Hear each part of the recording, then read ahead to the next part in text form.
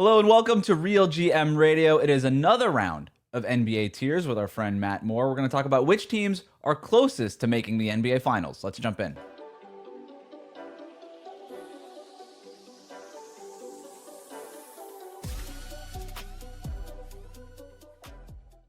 Matt Moore is here. You know what that means. It's time for NBA tiers. Matt, let's jump right in. What do you got for us today? All right, so we're going to do how far are you from the NBA Finals right now? Not winning the whole thing, but how far are you from the NBA Finals? Just making it. Making it, right? And this isn't it. We're going to do it for this year, but we're going to have some differentiations here where like Indiana is going to be a little bit higher than they are in terms of they're obviously not making it this year, but they do have Tyrese Halliburton. So like that puts them up a level in terms of their overall quality. Like not having guys available doesn't dock you. We're going to kind of give teams credit for who they've got from that perspective. I don't know if you know this, Wes, but Oklahoma City is really good. So they're going to be by themselves at the top. We don't need to talk about them. They're okay. They're just in the NBA Finals, or the favorites to make the NBA Finals. They are as close as it gets to being they are an NBA Finals team. That's what they are. Yep. Yeah. So I have a lot of concerns in terms of matchup stuff. I think it's, Denver, San Antonio, obviously. Minnesota's the one that I really wish, like, everything in me is like, this should work. Like, you should be able to make a push with Minnesota. But Finch boned that series so badly last year. I don't know why, but it's just like, I don't know what it's going to take for Chris Finch to be convinced, hey, it doesn't really matter how you feel about it. You win when Rudy Gobert plays. Like, yeah, I understand how it feels. Just keep playing him. Mm-hmm. You win. Like, you win the minutes. Just win the minutes. It doesn't really matter what it feels like to you. Win the minutes. So OKC is number one. I like the idea of I like the idea of framing this just before, so I can get ahead of it.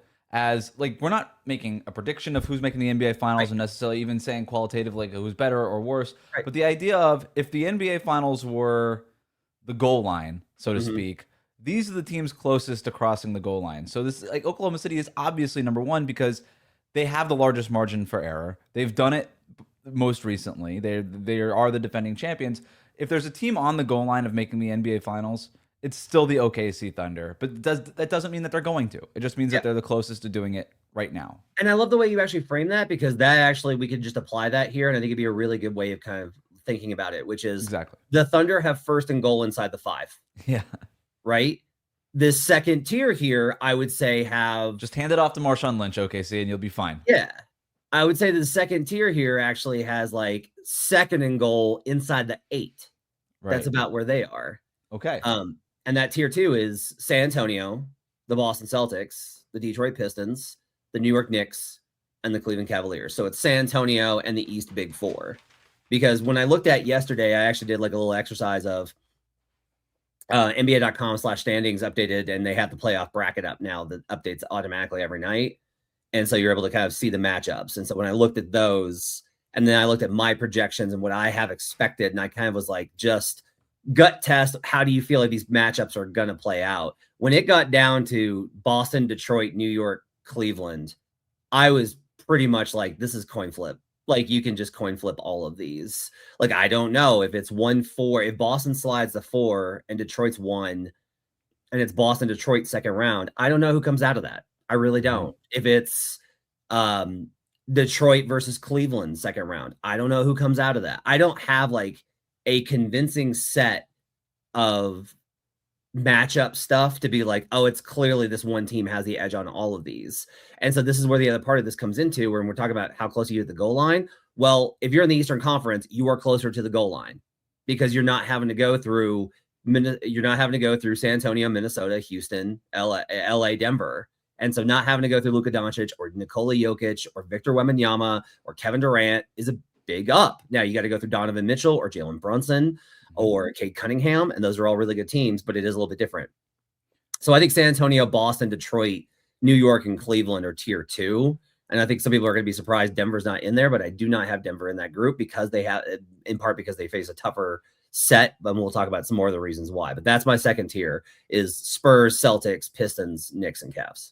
I got to be honest, I don't even know if San Antonio deserves to be in this group. under the because you're right. Boston, Detroit, New York, Cleveland, that's a four-way coin flip. Like either one of those teams are all pretty much neck and neck or close to neck and neck qualitatively in the Eastern Conference. I think if you poll 100 NBA analysts, 25 of them will say Boston, 25 will say Detroit, 25 will say New York, 25 will say Cleveland. Probably not 25 will say Cleveland.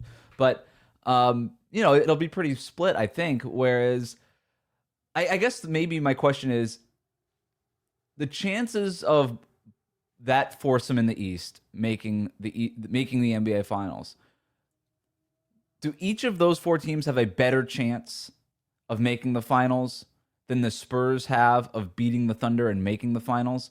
Because I would probably say yes, but I would understand why. I think you can make the basketball case that, hey, I respect San Antonio. I respect what they've done during this regular season. They've beaten OKC a bunch of times, so maybe they do deserve to be in this tier with OKC. But that's how I'm thinking about it is Boston, Detroit, New York, Cleveland. Do they have a better chance of making the finals than San Antonio does of beating OKC in a 7-game series? I would say yes, and I might nudge San Antonio down one tier in this group. As disrespectful as it seems, and I promise Spurs fans, I am not being disrespectful. I love Wembanyama. I love Stephon Castle. I love this team. But the East is just what it is, and it's just a little bit of an easier path.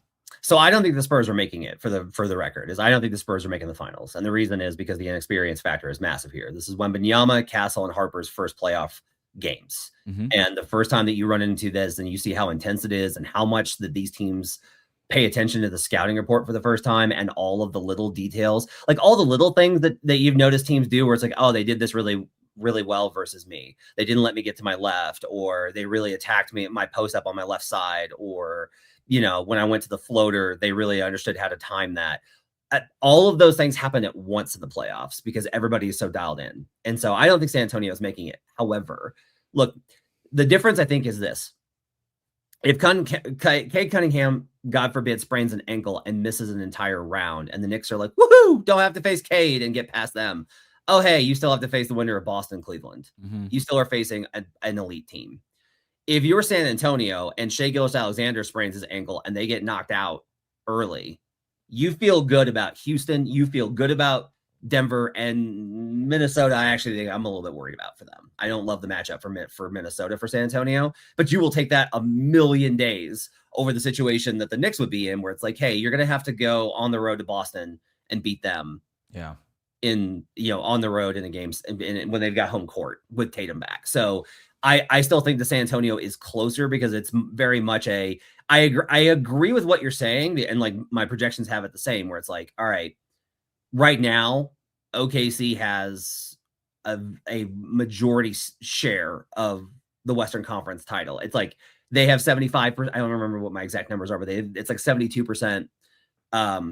San Antonio has like a 13%, and then everybody else is just sharing the scraps. In the East, it's literally 25%, 25%, 25%. So the actual odds are higher by my projections. But when I game theory this out, I'm still like, look, if OKC slips like every other attempted repeat champion has slipped, San Antonio becomes the heir apparent in the West. Yeah. And by that extension, they've got to be closer to the finals. I think I'm okay with it.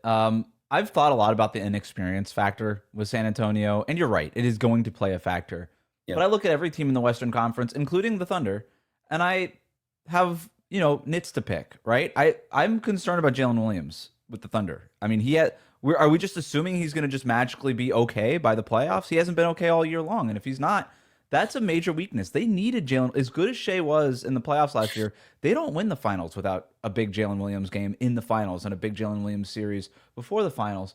With the Spurs, yeah, the inexperience is there, but I think they're really well coached. I don't think Mitch Johnson gets nearly enough credit. I think what they're doing with Victor Wembanyama, besides just letting him loose, and just like literally just putting him on the court because he's a freak of nature, they're doing interesting things with him, right? Like they're pre-switching a lot of stuff with him and making sure that he's always on the worst opposing shooter so that he's this crazy roaming help defender that is just, and that's why, by the way, they have the Thunder have such a hard time with them, is he vaporizes the paint. And if you just tell me, hey, Wemby's on the court for 30 minutes a game in the playoffs, even if his minutes don't really tick up, he's on 30 minutes, and for those 30 minutes, you're not getting paint touches. It's just not happening. I love that as an advantage for San Antonio against every team in the West. Like, I'm not saying that they'd be favored against every team in the West. I just love that as a matchup thing for them. De'Aaron Fox is a bona fide baller. Like that guy, if he's running your offense, I think there's room to tilt more in De'Aaron Fox's direction if if the lights are a little too bright for guys like Dylan Harper or Stephon Castle. I think De'Aaron Fox is very willing to step into a bigger role and be better than those guys. Like he is a better basketball player than those guys right now. Stephon Castle, it's pretty close, but Fox is awesome. I trust the infrastructure of that Spurs team, and that's coming. And I'm coming a long way from. I was kind of down on them preseason. I thought the hype was way too high, and the more I watch them, the more I'm trying to find reasons why they couldn't make it. And again, with inexperience lately, like OKC was like they were more experienced than this Spurs team are. Obviously, they made playoff runs before, but they were relatively inexperienced. That was the big knock on them. They made the finals. The other team that we don't talk about in that regard, Indiana, right? Halliburton hadn't done it, and he goes and that young Pacers team goes to 7 games in the NBA Finals. So I'm having a hard time trying to square where experience matters these days. It obviously is a factor. I'm just wondering if it's as much as a factor as it used to be. It's not as much of a factor as it used to be because it used to be like it takes you several years. Right. However, we can even kind of go back to OKC's first run with Russ and Durant. So they make the playoffs in 2010 and they challenge the Lakers in like a oh crap, the Thunder have arrived. And the next year is like they're gonna do like now they're the guys, like they're the ones that are gonna do it. And then they run into that Mavericks team in 2011 conference finals and just fall apart, right? And then 2012 is when they make the finals. Mm-hmm. OKC gets themselves into a position to be able to make the playoffs, and then goes and makes the second round and loses to the Mavericks with the best record in the West. Mm-hmm. Best record in the West, and then wins the title the next year. Yeah. We haven't seen a team go not a playoff team, right? Finals 0 to 100. Yeah, nobody does that quick. See that. Yeah, and so there is a process here. I think it's not that you can't win playoff series. It's not that like they're too young, they're going to be a first round out. It's more that you can't win multiple rounds. And that to me is the difference. That's the pro case, I think, for a team like the Pistons, where they actually do have a little bit of playoff experience last year. And that team, like you just watch them, they play mature. They play, they have a clear identity. They know exactly what they want to do. There's obviously questions with the Pistons, with the shooting and stuff, but I think some of that gets masked by, in a good way, the fact that they just know what they're trying to accomplish every single night, and that just beat the snot out of you. And I like that as a system, and I like that as a way to sort of counteract the inexperience and the lack of shooting and things like that. Like the Pistons are going to walk into every series knowing we can dictate the terms of engagement, and we feel really comfortable doing it. Because as much as everybody wants to say that, it gets more physical in the playoffs and things like that, they're practiced at being physical. Like it's okay, if it gets more physical in the playoffs, we're all going to play a physical game. We're still confident that we could be better at doing that than you are. And I love that for the Pistons. And I'm very high on this Pistons team. We talk about it in F Unlocked on NBA. Let's go to your next tier, unless you have any other thoughts on this tier. No, I just think that the back and forth kind of X's and O's checker match between Boston, Detroit, New York, Cleveland is really fascinating. I think most everyone kind of has like, well, I just trust this team more. I just believe in this team more. This team is just better. And I'm kind of like, I don't know, man. I think this is going to be about styles make fights. I think that's what this is going to be. I think it's going to be about matchups. It's going to be, all right, Cleveland's got more offensive firepower than Detroit. Can they win in terms of, can they play good enough defense at a high enough level? Detroit's got the defense. Can Duncan Robinson knock down enough open threes? With New York, it's like, all right, Jalen Brunson's awesome, but that Cat Brunson combo we're still all worried about. Is there a team that can exploit that? Mm-hmm. Knicks beat Celtics last year. A lot of variance on both ends that led to that upset. I thought that was more about Boston than it was about New York, and I think Boston's more balanced this year. Even if they're not better, they're more balanced, and so it's just gonna be really fascinating. Yeah, that 3 games separate 2 through 4 in the East, and that's to your point. That'll be really interesting to watch down the stretch here. Third tier. Yep. So if the others were like second and goal inside the 8, this is actually an interesting tier because I think it's the best way to describe them is they are third and goal inside the 2. Okay. So they got to go. They have fewer yards they got to get, but they've really only got 2 chances here at most, right, to get across the goal line. And that's Denver and Minnesota, who are always kind of living dangerously. With Minnesota, it's the way that you can exploit their lineups, the problems that they have with Naz Reid is such a weapon for them in the regular season and gets exposed, in my opinion, a lot in the playoffs.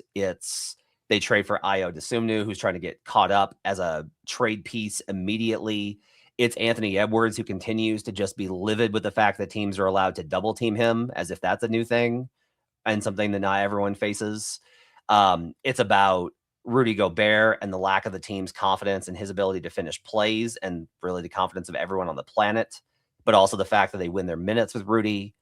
But this team has made the conference finals 2 years in a row. And I still kind of look at them. If you look at their overall profile, they are so much better than their record.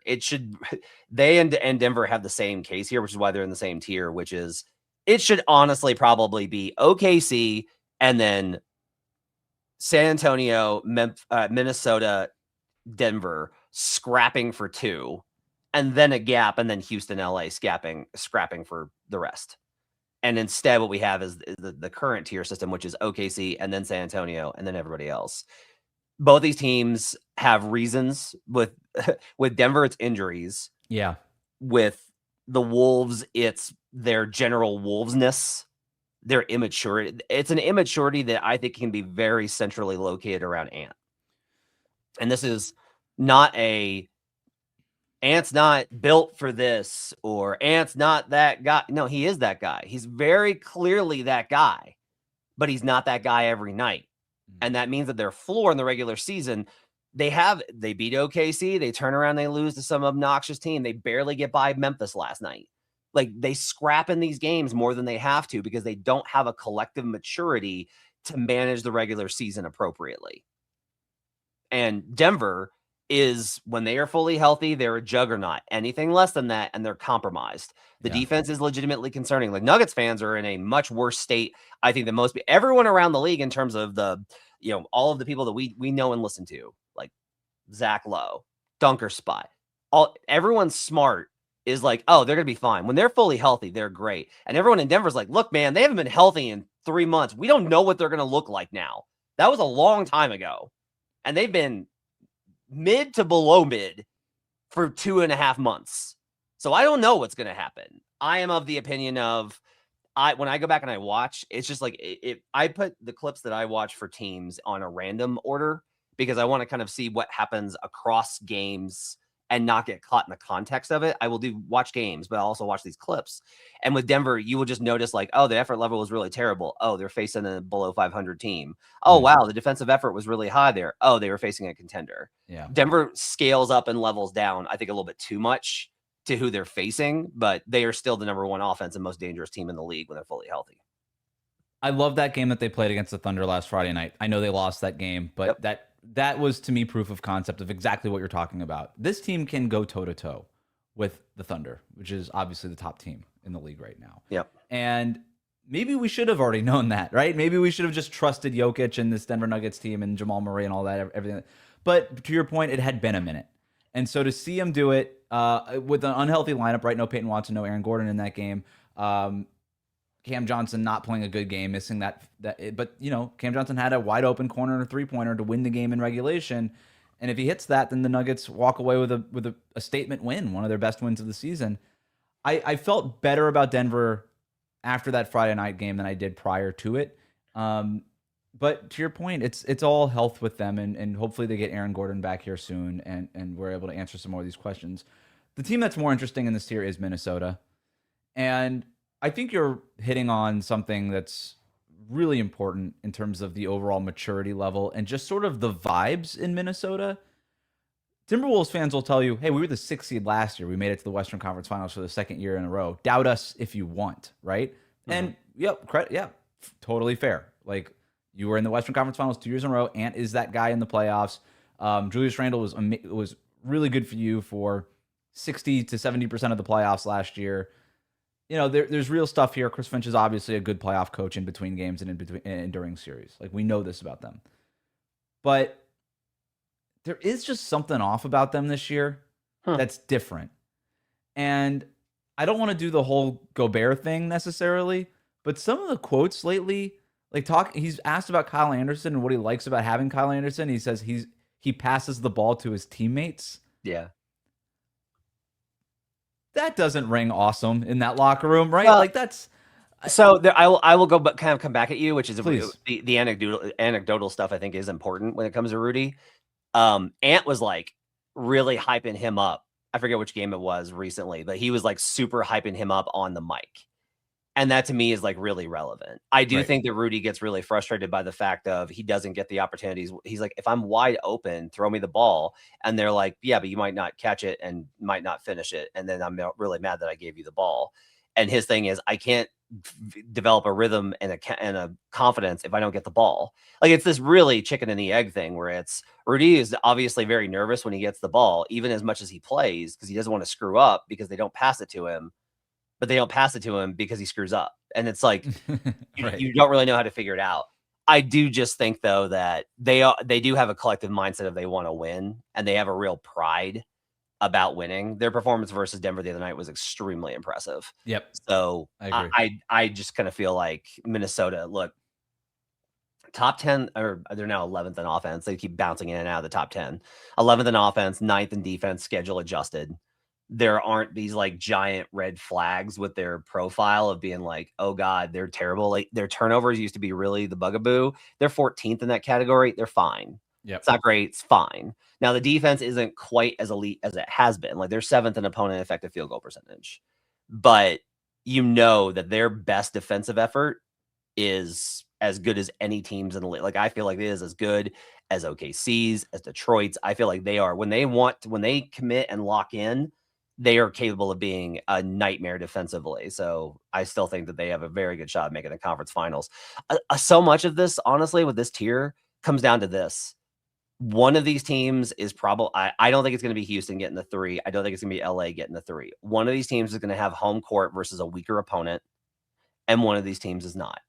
And that gap is massive. Like, if you could tell me right now who gets the 3 and who gets the 4, that's going to move one team down, whoever gets the 4.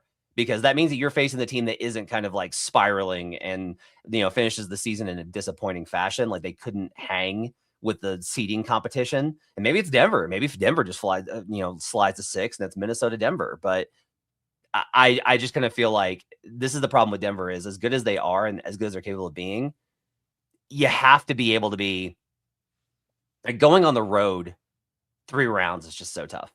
It just is so tough. And so I feel like these teams have to make it easier on themselves than they do. And if they did, they would be at one tier above with the Spurs. I think that's exactly what it is, right? Both of these teams have a knack for making it harder on themselves than they should. And that's probably why the confidence is a little bit shakier in them than it is on the teams in the tiers above them. I think that's exactly right. I still love this Minnesota team. There's just something happening here where it feels like eventually Anthony Edwards is going to ascend past where this Timberwolves roster is, because there's just too many guys that are on the other side of their trajectory. Ant is just moving up. I don't know if that's happening. I mean, it's actively happening, but I don't know if you get to that, crossroads in this postseason, or if it's this summer, or if it's 2 years from now, 3 years from now. I don't know. But that's something that I'm at least monitoring there. And it always just feels shaky for me in Minnesota, as much as I want to buy in. I think you have him in the right spot, though, because I don't think that you can doubt him too much. Next tier. Okay. The next tier behind those two is just 2 teams, and it's just the Houston Rockets and the Philadelphia 76ers. This I would describe as 4th and goal, probably from like maybe the 5. Chances are not good. Maybe the 7. Maybe the 7.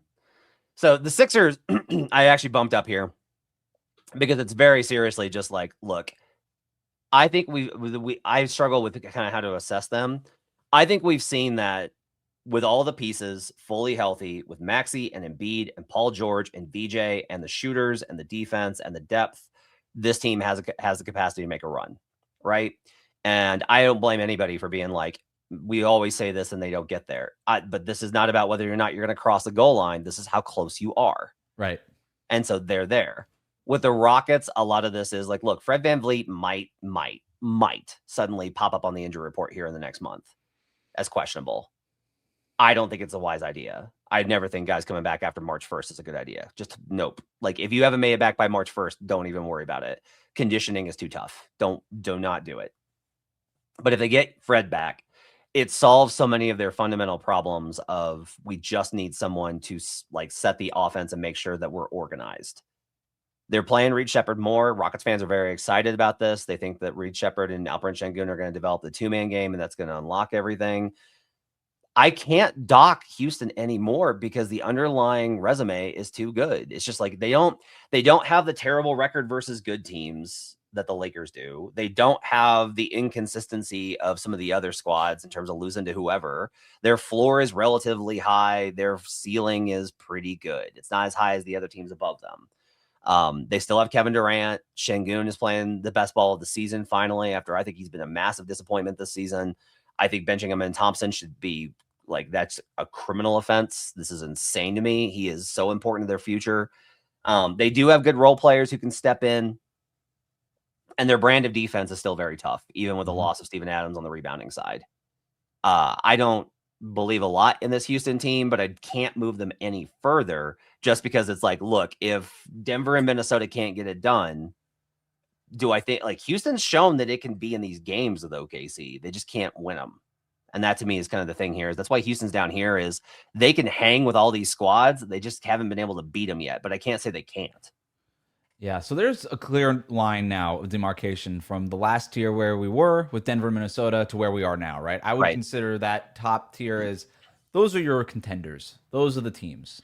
Right. These would mark, I think, these would be surprises if they made the finals. But to your point, it could happen. And I think the way that Houston converts from 4th and 7 is Kevin Durant just remains being Kevin Durant, which he's very good at being Kevin Durant. He's, I would argue, the best at being Kevin Durant is Kevin Durant.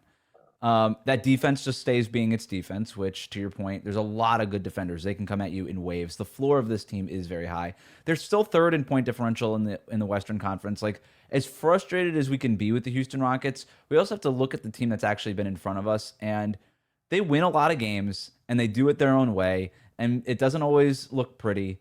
In fact, they don't want it to look pretty some nights, right? Ime Udoka, if you ask him, like, do you want to win pretty or do you want to win ugly? He might say, I'd prefer to win ugly.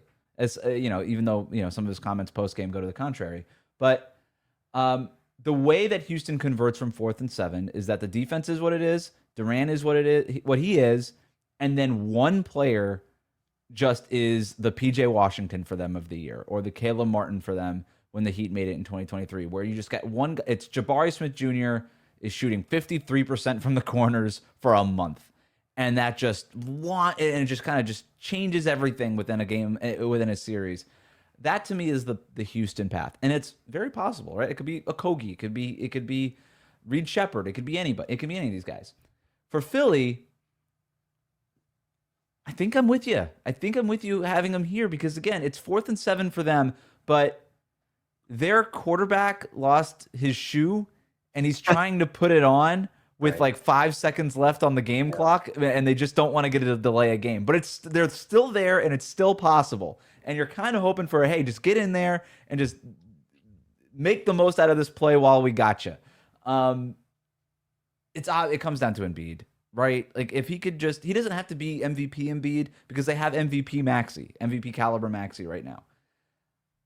I'm a little bit worried about their depth lately. I do think it's been shaken a little bit. I think the pedal has come off the rose a little bit on this, where we loved VJ Edgecombe, but he's still a rookie. Sure. We love Quentin Grimes because so many teams have given up on him, but a lot of teams have given up on him, and even Philly didn't give him the extension, and he's up and down. I'm a big Mbona guy. I think he gives them a lot in terms of backup center. I really think they shored up that spot. But he can't start for you in a playoff series, and so you do need Embiid, and he's dealing with this rib injury.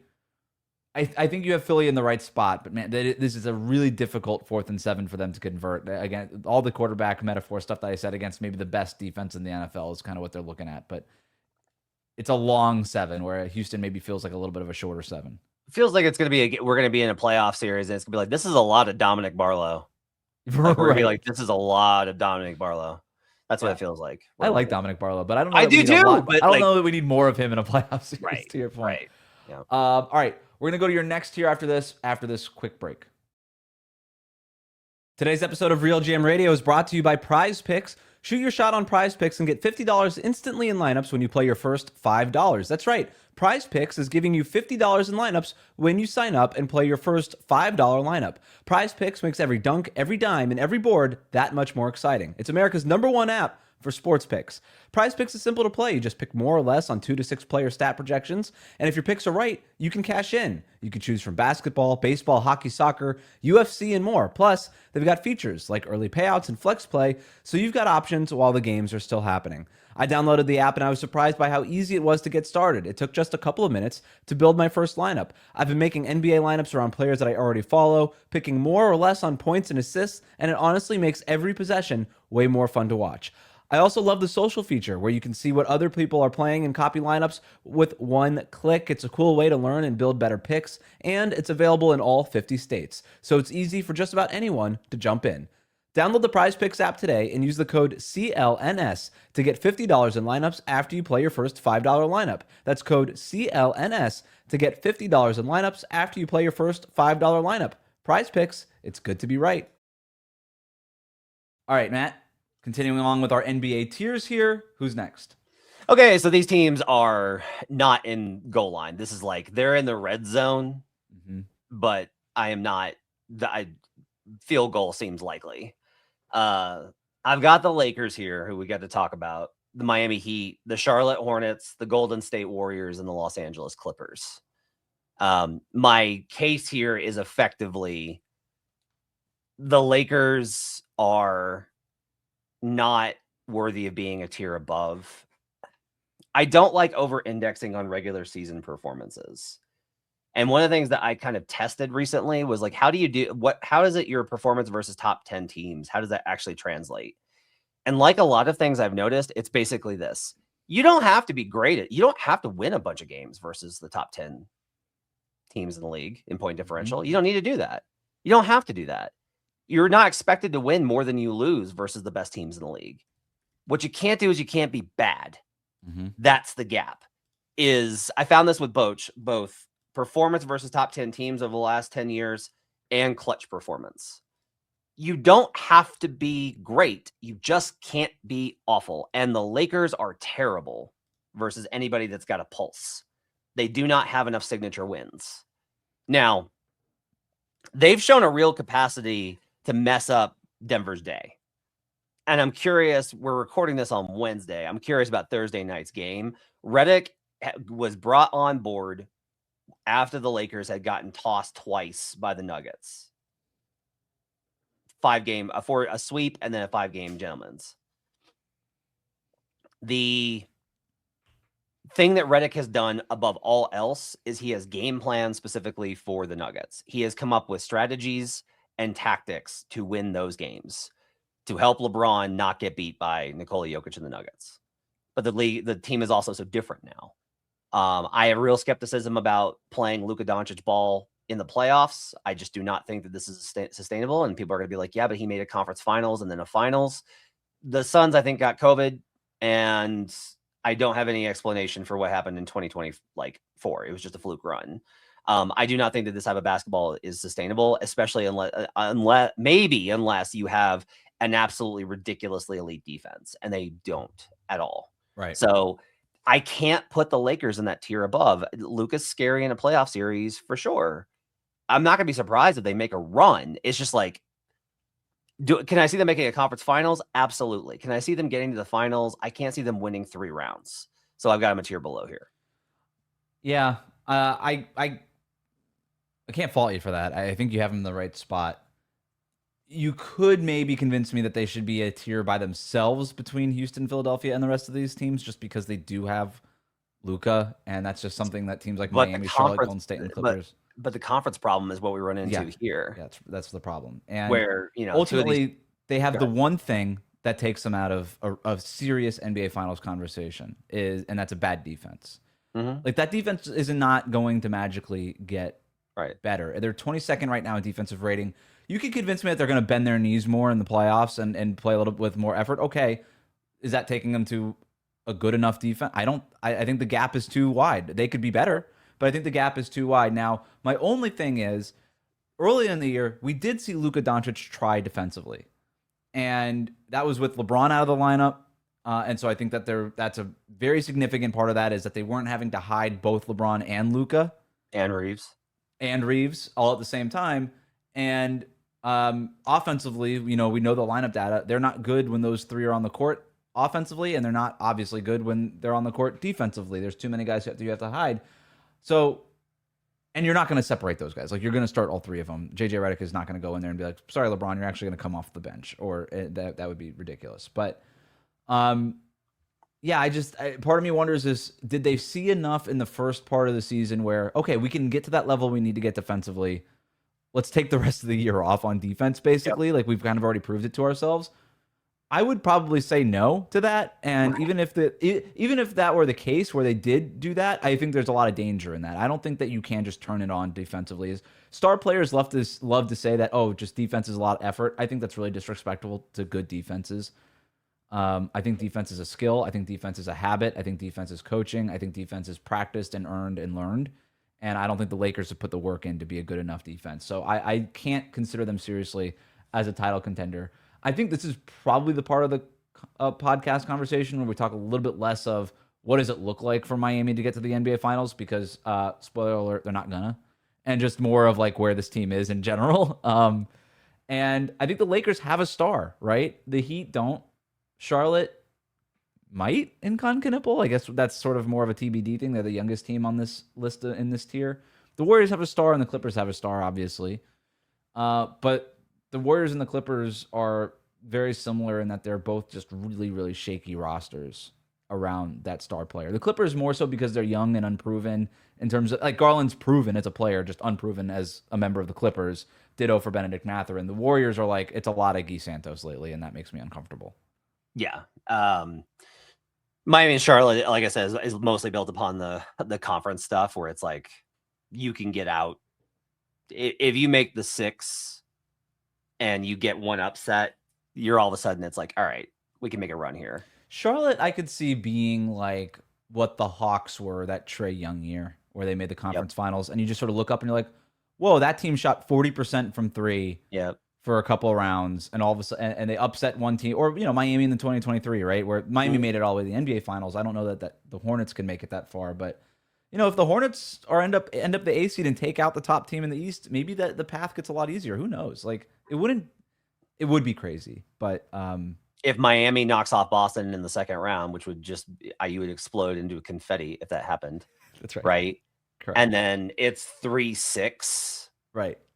And it's the winner of the 3-6 matchup, and the Cavs get past a tough matchup from whoever, like Toronto, and then all of a sudden it's like, wait, Miami's in a second round matchup with Cleveland, and James Harden just melted again, and the Cavs just do what they do again, right? They just have that fall apart. All of a sudden it's like the Heat are in the what, and then they probably get destroyed, but.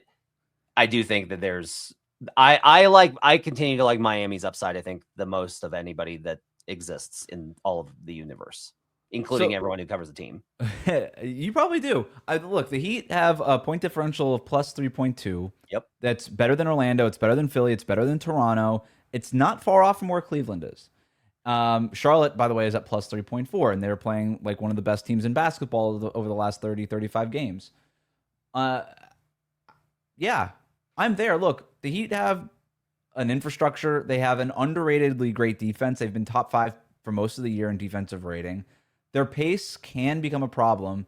My issue with Miami offensively is, as much as we talk about their pace and their point totals, they're still middle of the pack in offensive rating in terms of efficiency. Yeah. But, like, could they get Powell and Hero back at the same time for once this season? And how does that change things? I think there's a lot of talent on this Heat roster. And this Khalil Ware and Bam Adebayo pairing is something that is worth monitoring. They've finally crossed over to positive and plus minus after being a negative and plus minus for most of the season. Now, Spo started them for a big stretch earlier in the year. Then Khalil Ware goes through a little bit of a slump. There's like a back and forth between him and Spo in the media. It's weird. And then Ware ends up back in Spo's good graces. And now Ware is playing again with Bam, where they had been separated essentially for a couple of months. And like I said, that they've finally crossed over into being a net positive with those two guys on the court. The one thing I'll remind people that just don't look only at the lineup data, now that they're not starting and that Ware is coming off the bench, those minutes of Bam and Ware together are coming up against opposing reserves as opposed to opposing starters. And maybe that doesn't matter. Maybe that, you still have to play a bench in the playoffs anyway at some point, but you do it less so, and you're playing your best players more.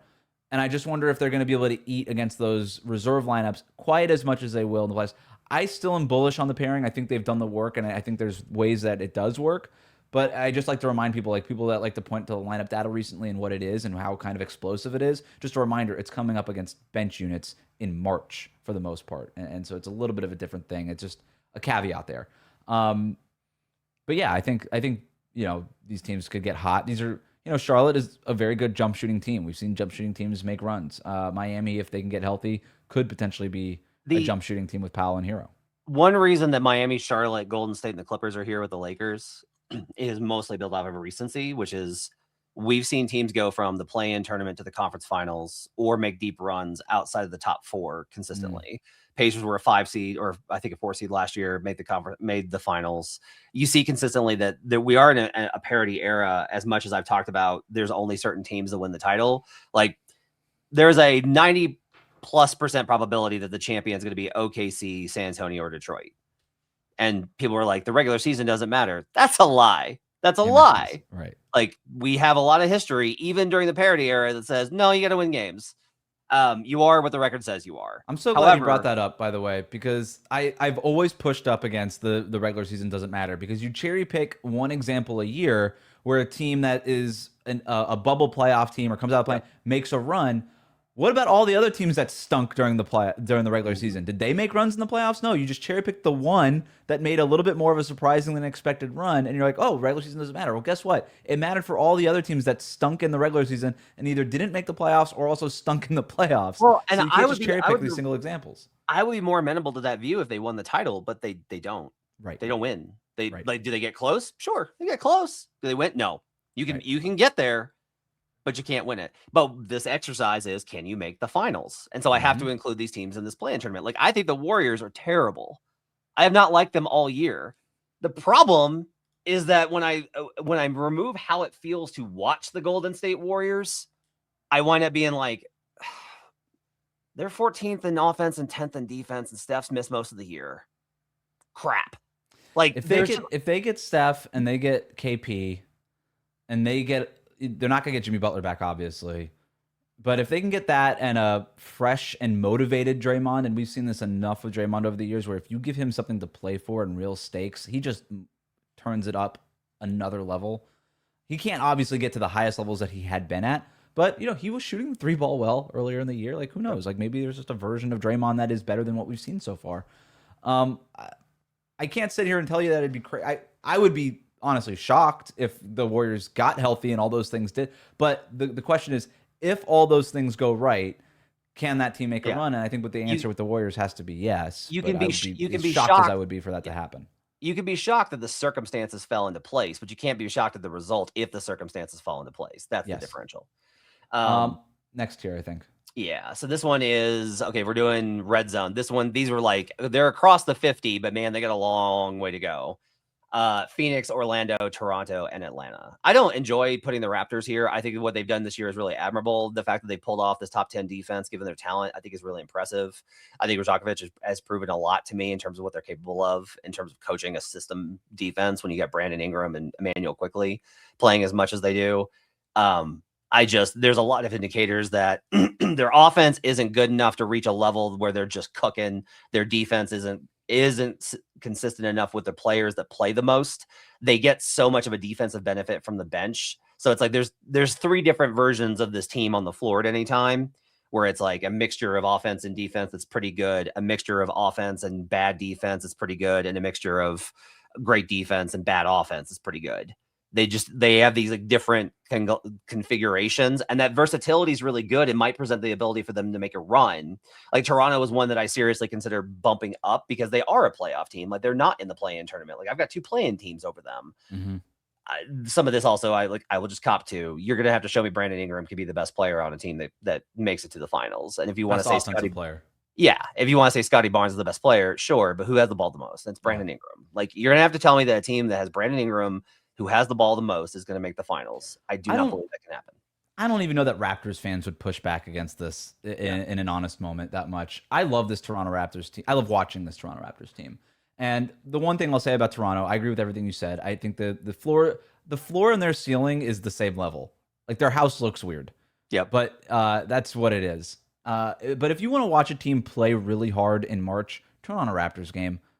Like, what Darko is doing with that group, what everybody, like, that team plays hard. They know what they want to do. Everybody up and down the roster trusts each other. They screen for each other. They run for each other. They get back in transition. That team is a joy to watch. I love this Raptors team, but they have a very, very clear ceiling. I want to talk about Phoenix. I think you could bump them up a tier. Okay. Give me the argument. Because the path is for them, you get Dylan Brooks back, you have to get him back. You've got a wing defender. Okay. Now, the depth is shaky. But Devin Booker is a playoff assassin. And I think we forget that about Devin Booker. His career averages in the playoffs 28 points per game on more than 48% shooting. He had a run in 2023 where he was averaging 34 a game on 59% shooting overall.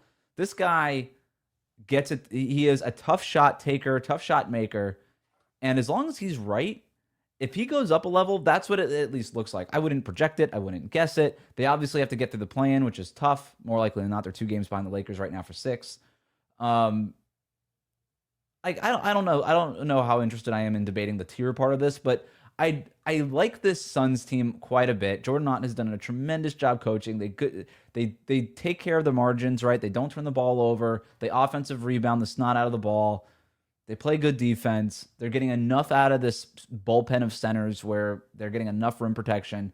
And if they can get one guy to get hot from 3 that's not Devin Booker or Dylan Brooks, and then you get the big level up from Devin Booker in the playoffs, I don't know. I could see them making some noise. I don't know how far they would get. Like, you have them probably in the right tier, but this Suns team is really interesting to me.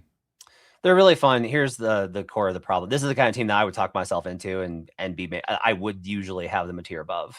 So some of the work that I've been doing on is I've been really focused on what has been the last 10 years of playoff performances and what's mattered. Shooting has never mattered more, and that shouldn't be surprising in the 3-point era, but it's not just that. Your overall shooting profile needs to be good. And this is the problem with Phoenix is they're 21st in effective field goal percentage. It's just too low, man. It's the same reason I have worries about Detroit, who's 15th. Now Toronto's 18th, but the difference with Toronto is, yeah, they don't take a lot of threes, and that's a problem, and they're not good at making them. That's also an issue, but they are very good at getting to the rim. So they can win these kind of paint battles. And if they have like a couple of it's with them, with their shooting, it's always their defenders can't shoot and their shooters can't defend. Phoenix has a little bit of the same problem as Toronto. That's maybe why they're here, is like they're kind of the same, where Phoenix and Toronto are kind of mirror images of each other. Except for if you want to say, yeah, but Booker's better than Brandon Ingram, sure, but the Western Conference is better than the East, and that's kind of the balancing out part of this. But to me, it just kind of comes down to that is, okay, it's a playoff series. If you get an outlier performance shooting from Royce O'Neal or Colin Gillespie or Ryan Dunn, whoever, right? Sure, you can knock off a team that's better than you. You can pull an upset.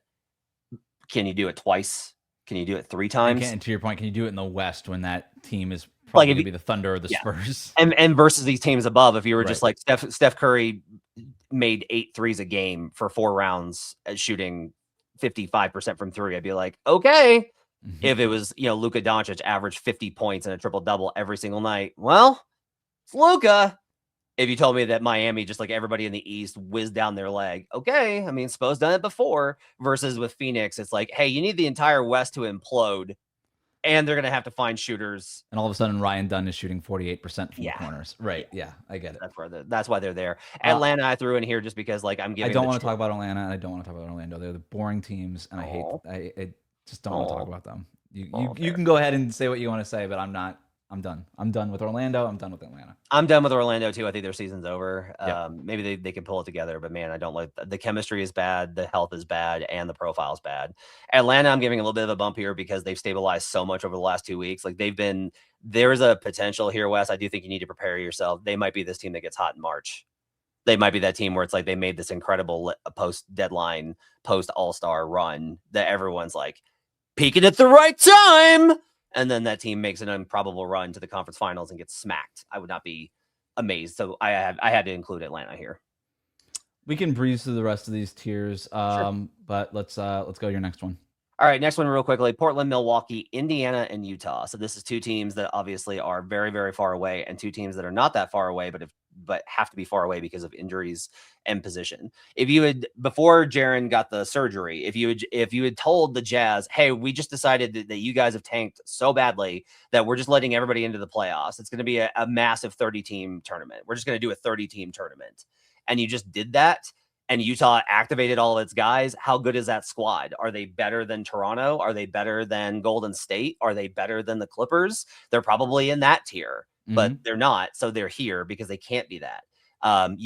With Indiana, if you were like, hey, we're going to give you a time machine, you get to bring Tyrese Halliburton forward and we're going to put you in the playoffs, they'd be like, all right. And all of a sudden they look really good and are back to, even without the center, they're still really dangerous, right? So those two teams are here. And then you got Portland, who I've said all year is bad. I have consistently said they're bad. No one believed me. They are bad. This team has never been good. It doesn't matter if Denny plays or not. They're not good. There's nothing they're good at. They are a bad team. The Bucks have Doc Rivers. That's this tier. Yeah, the Bucks have Giannis, and then on the other hand, they have Doc Rivers. Yeah, look, there was a little bit of a brewing when the Bucks were making that run of they get Giannis back. You don't want to see them in the play-in or whatever. And I still think if you see them in a playoff series, it's like, okay, that's Giannis on the other side. That's not awesome for us. But are you really scared of this Bucks team? I don't think we have the track record that shows that they have the depth or the coaching or the defense or what it's going to take. Or frankly, Giannis has not been healthy in the playoffs for several years in a row now. And there's some real health concerns there. I think you have them in the right spot. I've done the Utah bit already on this show, but I remain very high on what Utah could be next season. So I'm glad we got a chance to talk about that. Second to last tier is Chicago, New Orleans, Dallas, and Washington. I put Washington here and not the level above. Like I think people underestimate just how bad the Wizards have been and how much they're gonna like. They've done a lot of damage by not developing skill curves because they don't want those guys to be too good. And I think that's really damaging. As much as I remember Wiz Hive, I love Keontae George. Not Keontae George. What am I playing on his name? Keyshawn Johnson. Keyshawn George. We got there. There we go. I apologize, Keyshawn. I love his game. I like Trey Johnson. Right. I love Champagne, and Bilal's actually shown me a lot in the last couple of weeks. But I just think there's a corrosive element there. Dallas, I had to bump up here. I want to put them last, but look, Cooper Flag, PJ Washington, Najee Marshall, Klay Thompson, they have guys. Yeah. And people are going to be like, well, Kyrie Irving. And I'm like, no. Guys are actually going to be here. I don't think Kyrie's going to be here this summer. But they have guys they can actually win with. They got to figure out how to pair Cooper perfectly. But I think that there's talent there. New Orleans is New Orleans. They're always like, hey, nope, they're not good. Oh, they could be. No, they're not good. I'm fully talking myself into the Pelicans for next year. As a tale as old as time. And then the Bulls. I would like to see the Bulls get kind of a fundamental game changer in the draft. That would be really exciting. Like if they got Cam Boozer, that'd be really very interesting to be like, hey, we got Jalen Smith and Cam Boozer and Modest Bazelis and Giddey. That's like an interesting core. I don't like them as much as they get Peterson. Even AJ, I think would be interesting. And then the last tier is Brooklyn, Sacramento, and the Memphis Grizzlies, which are completely lost in the void. They are on their own goal line, and the defenders are coming at them to sack them. And they're running backwards. Yes, they're running on purpose. And Sacramento's doing the same thing.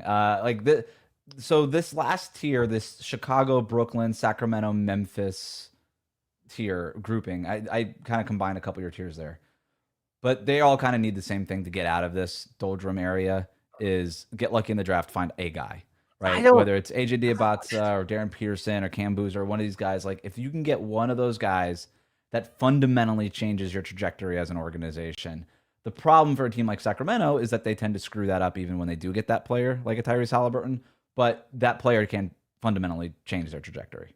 I hate this. I'm so out on the draft because this is what I realized. Is that there's all those charts out there that show you if you draft a top 10 player, a number one, they're likely to be an all NBA player. And the thing I kind of asked was like, wait, how often are they an all NBA player for you? Like they could be an all-NBA player.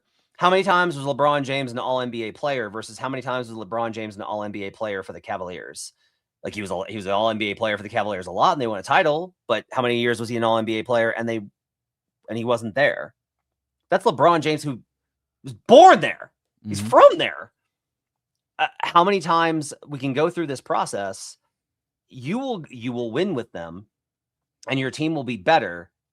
And then they will hit a frustrating point and they'll be like, maybe I should go somewhere else and win. And then they leave you.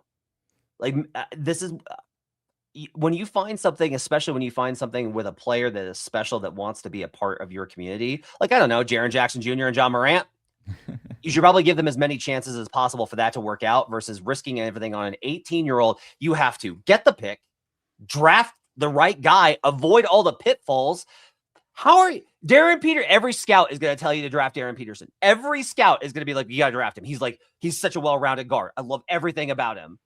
And then you look at like the inability, like what the decisions that he's made in terms of his availability. And you're just like, you know how many ways this can go badly?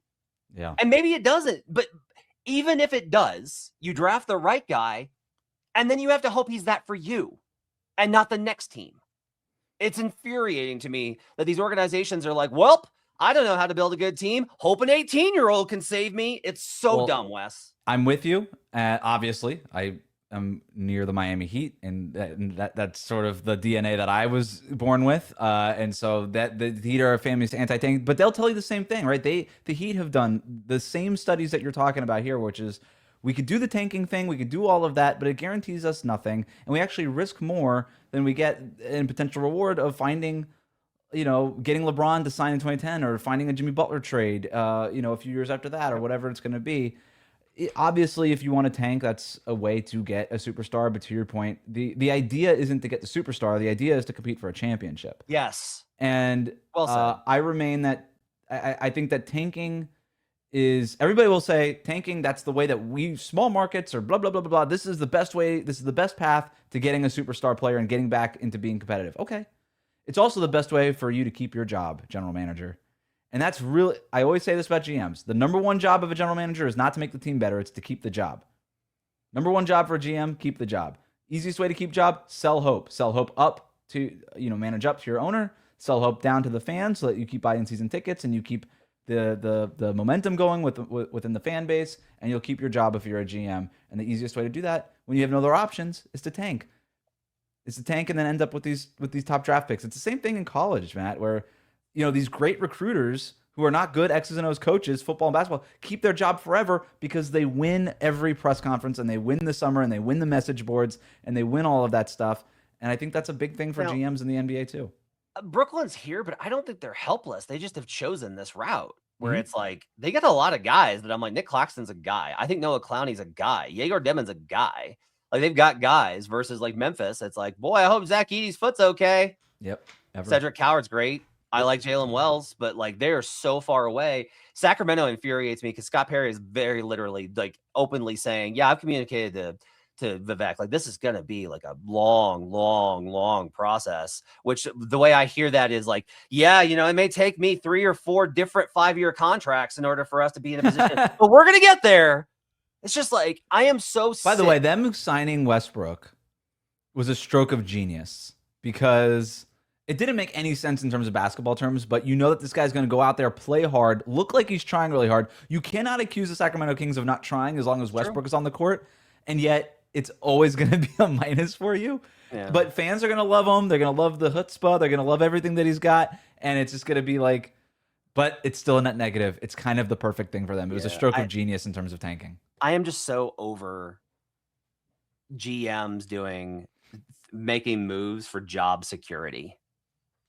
And you need to do what's best for the franchise. And if your boss does not recognize that, if your boss really evaluates your job and says, yeah, but we lost a lot of games and so somebody's got to go, and blames you for what's best for your franchise, like this is the opposite of what I'm saying, right? Because like these two guys are tanking in order to basically be like, well, we try to be bad, right? Right. But if you're doing what's best for your franchise in terms of, guys, we got to build a culture here. Like we need players who can actually play. We need to instill, like, yes, we need to draft a guy, but we've got to be able to have a structure around them to succeed. if your owner can't recognize that, you were never going to keep your job anyway. And that there just needs to be a lot less CYA amongst NBA GMs when they're making moves. Totally agree. Matt Moore, the one and only Tears. Appreciate the time.